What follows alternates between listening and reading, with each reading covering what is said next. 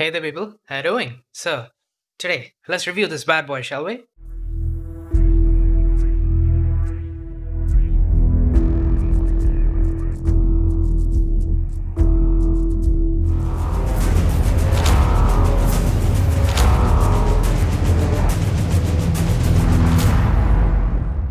Okay, so let's start off with the design, as usual. And, man, I have to say, this is just fantastic. Because the matte finish, oh, so good. I mean, look, it should be pretty obvious by now that I'm quite the sucker for matte finishes on smartphones. I've always preferred it to glossy finishes, no matter what. But of course, that's just my opinion here. Well, I just can't help but appreciate the fact that majority, almost 99% of the fingerprints and smudges are just completely negated here. That is something I deeply and truly appreciate. And even those curves on the back make the phone just super easy to grip, and it's all in all an amazing design, period.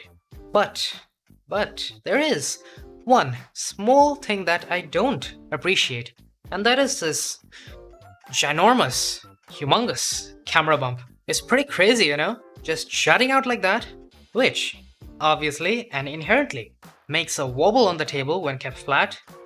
Also, pretty damn crazy.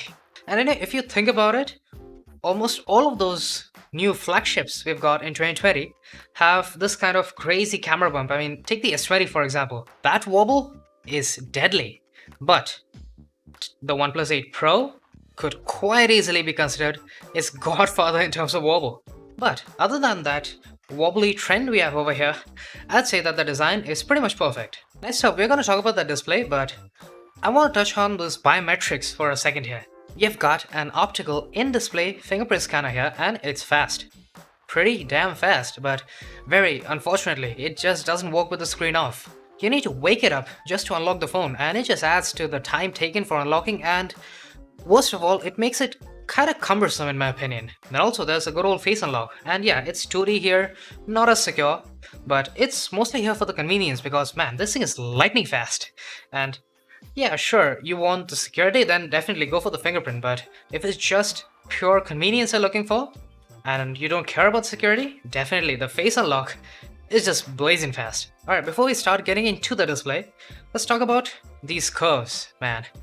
I really wish they would have gone the route the S20 took. Just keeping the aesthetic, but also reducing them to the most minimal level possible. I'm not saying it bothers me too much, but I'm pretty sure there are a lot of people who hate curves. And to them, well, this could be quite easily one of the biggest drawbacks of the OnePlus 8 Pro. Okay, so for the display, well, I don't think I'm alone who thinks that this display is quite possibly the best display on a smartphone to date. And yes, I know there will be a lot of people over here telling that this display is an AMOLED panel that is made by Samsung, so it surely and possibly couldn't be better than what we've got on the S20, right? Well, maybe not, because this display has two main things that the S20 just straight off lacks. And that is, firstly, the Quad HD Plus resolution with 120Hz here. Technically, the S20 is supposedly able to do this, but it's just blocked via software, which is really unfortunate and weird in my opinion. But what is more important is that this display has 10-bit color, and that is really amazing because you need separate hardware just to run 10-bit color on a display like this. And hence, it is also something that the S20 completely and utterly lacks. Now yes, I realize that the higher resolution on the screen is mild. The effect of sharpness is very small, if anything, and is hardly noticeable by most people. But what isn't mild is the presence of 10-bit color. But it is only visible and mostly noticeable when you're viewing HDR content, because almost every single HDR movie, series, whatever the hell out there supports 10-bit color. More or less all of them, which make this display utilize its full potential, and man, I have to say this has the cleanest HDR that I've ever seen. And it's pretty obvious by now that I do consume a lot of HDR content on my phone, so without a doubt, having 10-bit color really changes that experience. It basically alleviates to a whole new level with zero artifacting and perfect color gradients across the board. Now, I'm not saying that this display is perfect there is one small caveat that at least I could find when viewing HDR content, and that is the color reproduction. I do think that it lacks a little bit of punchiness, and there is this overall warm cast that can often make things look a little bit too dull, in my opinion, and I do think that the S20 has much better overall color reproduction. But I would still pick the OnePlus 8 Pro just because of that 10-bit color and severe lack of artifacting. It's just fantastic on this one.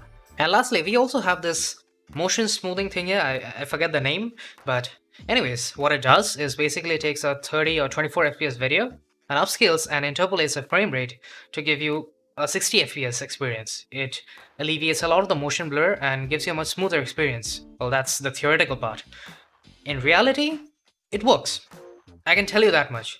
It does have that slight occasional glitch or maybe an artifact, but I can tell you, if you like using this motion smoothing thing, then definitely you'll like it on the OnePlus. It does it really well.